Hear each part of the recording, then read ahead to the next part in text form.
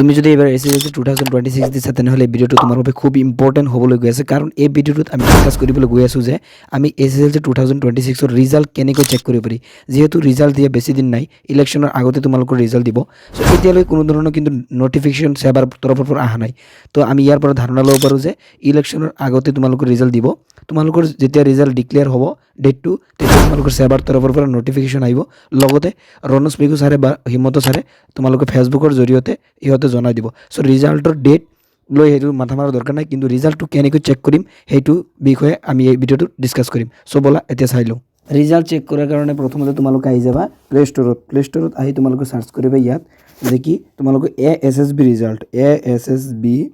তোমালোকৰ result so এনেকুৱা টাইপৰ আহি যাব সো ইয়াত তোমালোকে ক্লিক কৰিবা ঠিক আছে ইয়াত তোমালোকে ক্লিক কৰিবা এএছএছবি ৰিজাল্ট তাৰপিছত এনেকুৱা টাইপৰ আহি যাব এএছএছবি ৰিজাল্ট সো প্ৰথমতে তোমালোকৰ যেটো ইয়াত আছে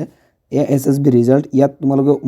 ওপেন অপচন দেখাই আছে তোমালোকে ইয়াত ডাউনলোড অপচন দেখাব ডাউনলোড বুলি লিখা থাকিব সো তোমালোকে ইয়াত ডাউনলোড কৰি ল'বা এইটো এই এপছটো তোমালোকে ডাউনলোড কৰি ল'বা ঠিক আছে এএছএছবি ৰিজাল্ট যেটো এপছ আছে সো এই এপছটোৰ মাধ্যমত আমি ৰিজাল্ট চেক কৰিব পাৰিম সো এই এপছটো তোমালোকে ডাউনলোড কৰি লোৱা ডাউনলোড কৰাৰ পিছত তোমালোকে ওপেনত ক্লিক কৰিবা ঠিক আছে ওপেনত ক্লিক কৰিবা তোমালোকে ক্লিক কৰাৰ পিছত তোমালোকৰ এনেকুৱা টাইপৰ আহিব সো ইয়াত তোমালোকে এলাউ দি দিবা এলাউ কৰি দিবা তাৰপিছত ইয়াত যেটো তোমালোকৰ প্ৰিভিয়াস ইয়াৰ তাৰ মানে বিগত যিবিলাক বছৰ গৈছে 2022 2023 ঠিক আছে 2024 সো এইবিলাকৰ ৰিজাল্ট বিলাক ইয়াত তোমালোকৰ আছে সো এইটো তোমালোকে চেক কৰিব পাৰিবা কিন্তু আমি কাৰেন্ট ইয়াৰ এটো যেটো 2026 ৰ আমি চেক কৰিম সো ইয়াত পাই যাবা তোমালোকে কাৰেন্ট ইয়াৰত তোমালোকে ক্লিক কৰিবা কাৰেন্ট ইয়াৰত ক্লিক কৰাৰ পিছত তোমালোকে ইয়াত চোৱা মোবাইল নম্বৰটো দি দিবা ইয়াত তোমালোকৰ যেটো তোমালোকৰ মোবাইল নম্বৰ আছে হেতু দিবা তাৰ পিছত তোমালোকৰ নেম ইয়াত দিব লাগিব তাৰ পিছত ইয়াত যেটো আছে তোমালোকৰ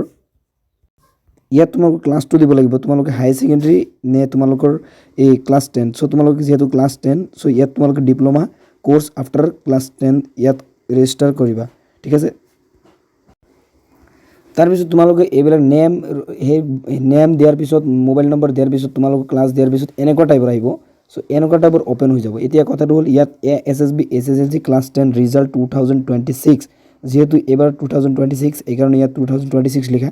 তাৰ পিছত Assam SSLC result 2026 likely in April 2026 মানে এপ্ৰিল মাহত দিয়াৰ মানে চান্স আছে মানে এপ্ৰিল মাহত দিব সো এটো কথা কোৱা হৈছে ইয়াত সো যেতিয়া তোমালোকৰ ৰিজাল্ট ডিক্লেয়াৰ হ'ব এই যেটো তোমালোকৰ পোষ্ট আছে এই পোষ্টটো না থাকিব ইয়াত তোমালোকৰ